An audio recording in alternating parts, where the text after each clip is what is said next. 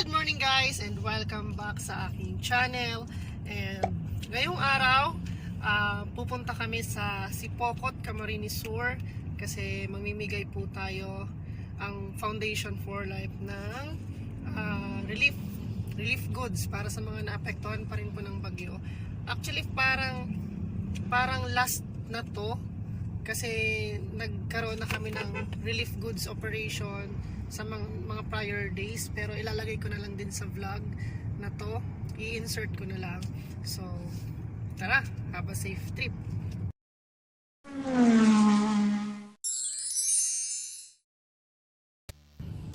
Ayan guys, so bali dalawang sasakyan tayo going to Sipocot.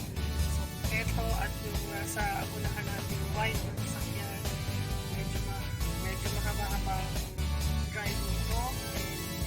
Super aga pa natin, kaya tara, let's just enjoy the road and have fun driving.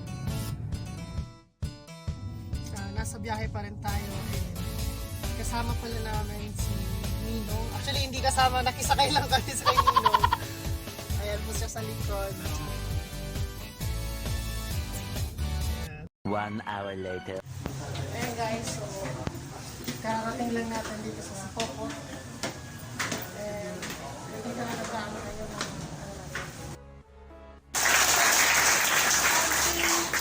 ng konting biyaya, konting makasupport sa pangangailangan natin physical.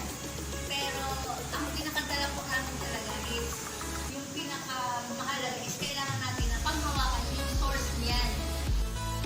At baka lang nakakaroon na physical, kundi maging kasama na